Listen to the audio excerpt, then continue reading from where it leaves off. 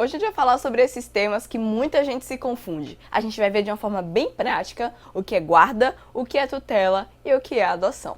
A gente vai começar entendendo que a criança, tudo isso que a gente vai falar hoje é em referência à criança e ao adolescente, elas têm o direito à convivência familiar e comunitária. Isso significa que é um direito que elas devem ser providas. E nesse sentido, quando isso não é possível, ou seja, quando a família natural não está disponível ou por alguma razão a criança não pode estar junto à família, a gente tem algumas medidas de colocação numa família substituta. Essas medidas são a adoção, a guarda e a tutela. Por isso que a gente escolheu falar sobre isso hoje, que é bastante importante para o trabalho do psicólogo, principalmente para aqueles que trabalham dentro da vara da família.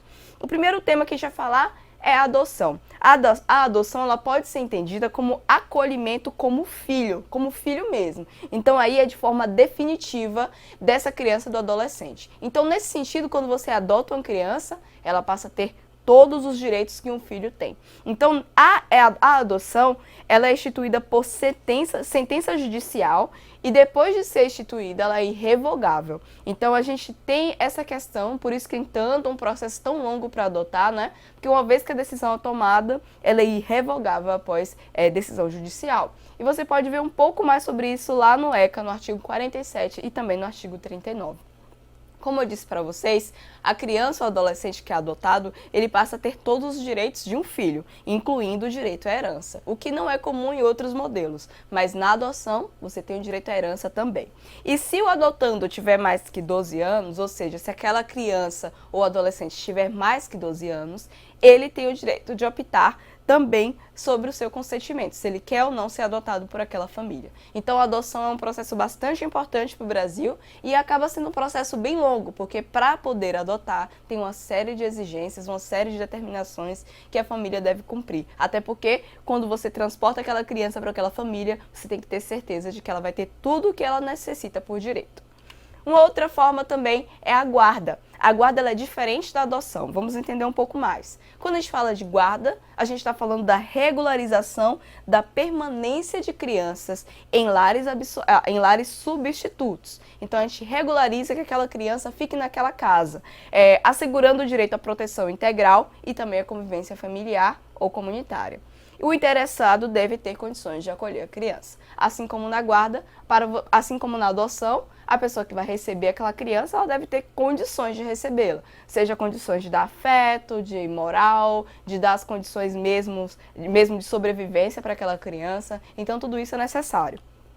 Nesse caso, a guarda é diferente da adoção por outro motivo também, porque ela não altera a filiação e registro civil. E essa decisão acerca daquela guarda pode ser modificada. Então ela não altera de quem a criança é filho, não altera nada nesse sentido e não é irrevogável, como é o caso da adoção.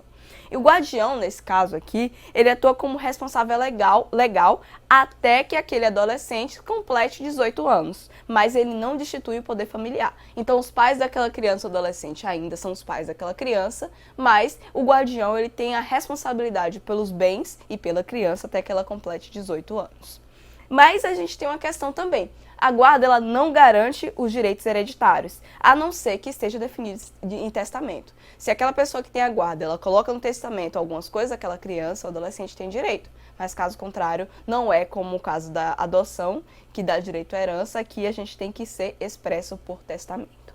Também é concedida abrigos, famílias guardiãs e adotivas. Então, a guarda, ela é também concebida a abrigos. Por isso que a gente fala sempre do convívio familiar ou comunitário, que é o caso desses abrigos.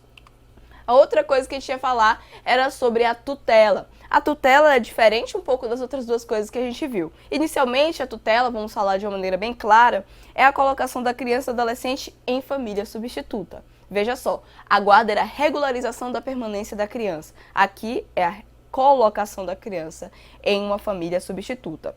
E mais voltado ainda para a questão da administração dos bens de pessoas que são menores de 18 anos e que estejam em situações de risco, que estão listadas lá no Estatuto da Criança e Adolescente, no artigo 98. Podem dar uma olhadinha lá se vocês quiserem conhecer quais são essas situações de risco.